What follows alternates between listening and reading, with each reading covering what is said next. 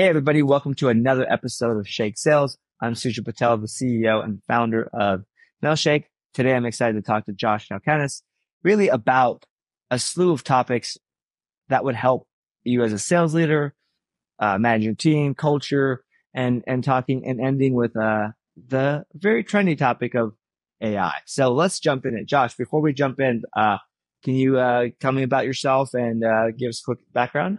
Yeah, of course. Thanks for having me on today. I I would say I didn't follow the traditional path for sales people or sales leaders. I didn't think I was actually going to be in sales. My first introduction was actually at my aunt's company, and she had a sales role and distributorship, and I ended up kind of being like the internal admin assistant, filed paperwork, that kind of thing. So I got to ride along with one of the reps there and got to see sales, paid sales in action. It was door to door sales, anything from medical facilities to assisted living facilities. So I got an introduction then.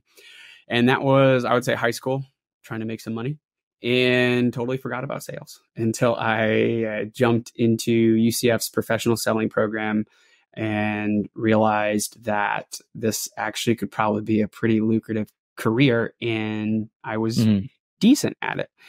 And so accepted my first sales role with a company called Millennium Health. It was outside sales. It was toxicology at the points of drug testing, and took a starter role. Said, here's your swimmies. If you can survive your first couple of months, then we'll promote you. And that's what happened.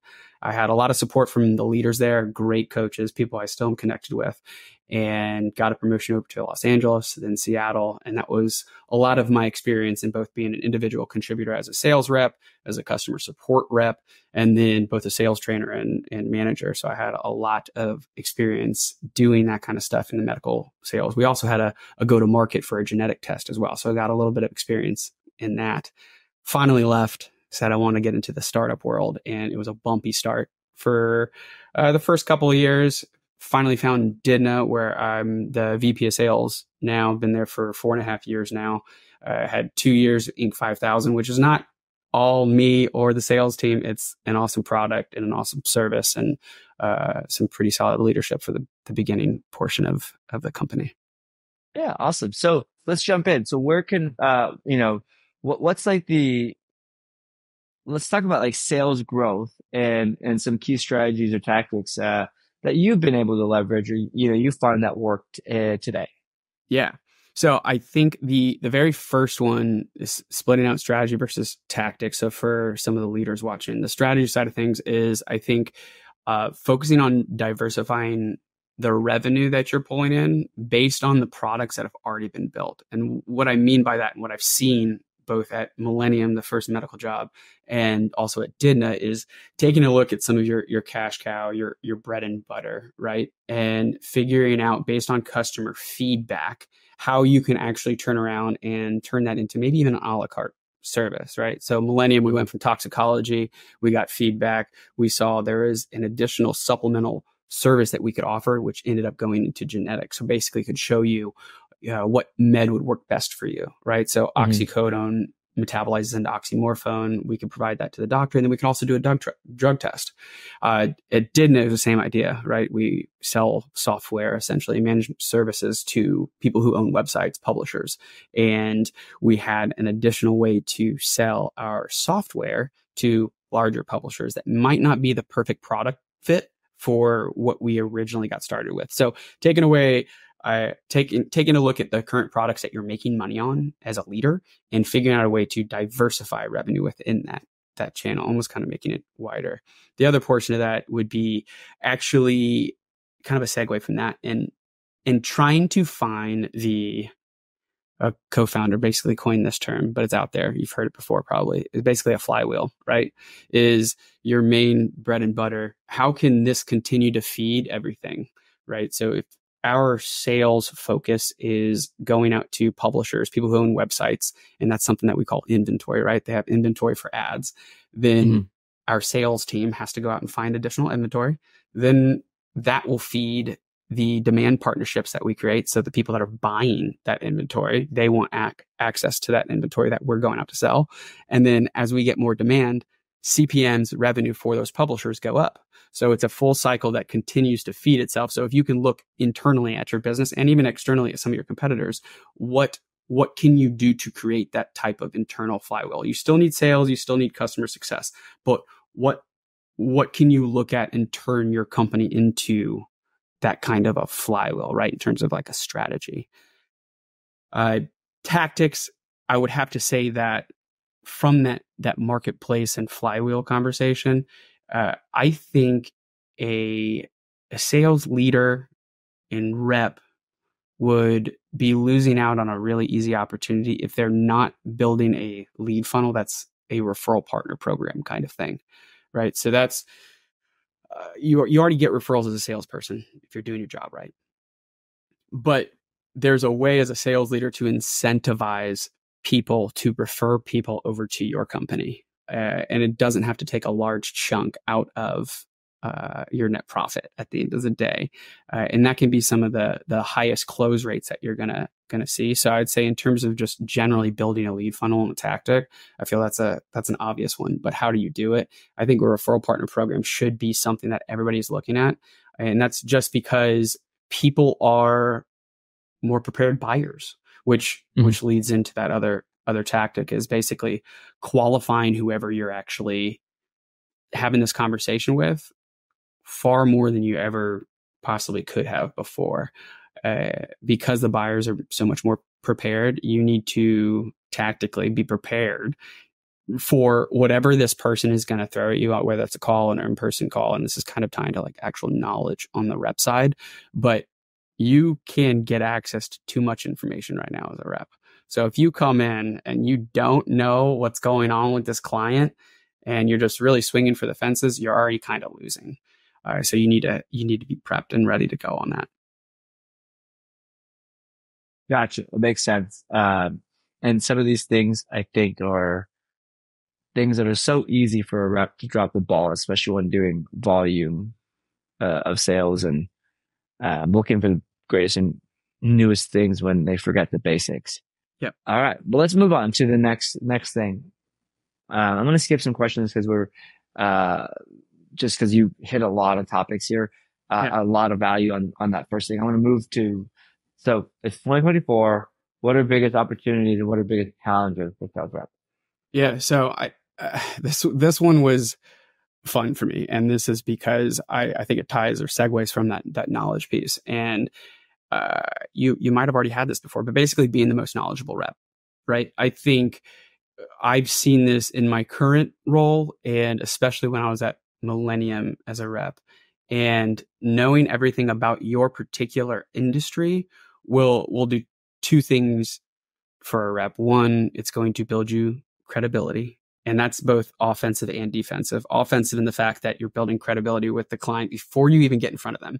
And then defensive in the fact that when that client goes and meets with a competitor, because they will, you already are a step above because you are the credible rep. So if this other rep doesn't do their job, guess who just wins and you weren't even there? It was because you built that credibility up front. So both offensive and defensive play. The reason I say that's the opportunity for the rep is back to what I said, is there's just too much information. There's podcasts like what you're doing right now. There's YouTube, there's books, there's so much stuff out there that you can learn as a rep and information that you can find on clients and prospects that you should be knowledgeable in what's going on. You should be a resource to these prospects. And it's easier now than ever to actually do that. The other opportunity I see coming, and I'm not entirely sure if this is going to be accurate or not, but I'm going to take a shot at it. And that's going to be the rise of 1099. And that's because of what's happening with any type of recession. Like look back at what happened with COVID, right? All these layoffs and all of a sudden the 1099 and remote work took off. I think we're going in that direction again. And we're already seeing a bunch of layoffs. So as a salesperson, if you're offering some of the process and experience that you already have, there's a lot of people that are looking for that type of experience. And you can probably pull out another 5-10 hours a week and provide value and maybe even turn it into a retainer, your next W-2. So I think that's a really big opportunity that sales reps, leaders, SDRs don't pay attention to, only because sales is more than a 40-hour-a-week job, and you get distracted. You forget that there's other things out there, and you have a lot of value as a salesperson. The really big challenges, is kind of a cop out, but not really, is the hitting quotas for 2024. I don't know if you follow Corporate Bro Ross and the Bravado community, but it's a very large sales community that he's pulled together. And I think he started with memes and jokes on sales and marketing, but it's a very resourceful community that you can take a look at. And he did a poll on all the data for reps on people hitting quota. And I think 2023, it was like 50 to 60% of reps didn't hit quota. I don't think that's a rep problem. I think that's a quota expectation problem. And with people continuing to cut, layoffs, that kind of thing, I think tools are getting cut. And normally, like we saw in COVID, marketing's cut first. There's your inbound, there's your paid search, there's your lead funnel for portions of reps, right? I think tools that you're using like Gong, Chorus, Firefly to record calls, that stuff's getting cut too. Certain outbound tools, that's going to make it harder for reps to hit quota. And the one thing that's not changing is quota. So I think that's going to become more challenging for reps, especially going into like if you look at the macroeconomic issues right now. The other two things, and I know we're probably running a little short on time, more prepared buyers. This goes back to just the knowledge side. You got to be prepared. These guys are doing just as much research as probably the reps are, and they might be an expert. And if you're not prepared, that's going to be something that reps are going to run into. I think this is a continuation from last year in 2022. And then the digital fatigue, which I mentioned, Sujan, when I first started talking, was everybody's getting emails. Everybody's getting LinkedIn. How are you actually different? And it's just doing little things like adding images to emails and stuff like that. So I think you have got to be a little different. I actually just got an email response this morning because I'm still doing outbound for some of the teams. And while I didn't get an SQL or a meeting out of this, he literally said, we got most of our needs covers for this particular project, but I appreciate the clever note. In a world with so many solicitations, yours did catch me. So it's just a fun response that you say again. It's not a win, but at the end of the day, you've got to stand out in a world of digital fatigue for a lot of buyers. Yeah, makes sense. Yeah, it's with the noise and everything going on and like quotas don't change. So everyone's doing more. It's like this like cycle that keeps going and making everything busier, which is frankly, I think COVID and COVID boom made sellers lazy and shitty because everyone was buying, like even like from everything from like sales of cars to software to whatever, like lawn care. You had more business than you needed. So you did not worry about customer service. The sales reps of car dealerships, like they didn't follow up because they like had more buyers than inventory, right? Yeah. And same with software. Like everyone was buying. So like, I'm just going to move on to the next one. I'm always getting new leads. It's like the age old problem with sales. Like focus too much attention on the next deal versus the current opportunity. Anyways, Josh, I want to thank you for joining the show. I want to quickly ask you, what is that in the background? I see a weird, is that a racetrack? Yeah, motorcycle. Racetrack up here. I used to race motorcycles, and then that's a plane. I also fly in the free time. Love it. Love it. You and I have very similar hobbies. I'm a big adrenaline junkie. Flying is on my like list of activities and hobbies. I do a lot of motorcycle track days and such as well. So nice. We should have started with that. But yeah, that's cool. That's awesome.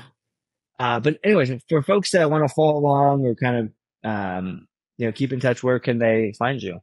Yeah, so my personal site's joshcalcanis.com. It has a lot of the podcasts, YouTube that I post up, in some of the consulting that I've done before. I also have a personal finance site. It's called theinvestingcircle.com. and you can actually sign up to be an author as well and get a rev share. So both of those are two places to find me. And then, of course, LinkedIn is a popular place too. Love it. Thanks, Josh. Thank you.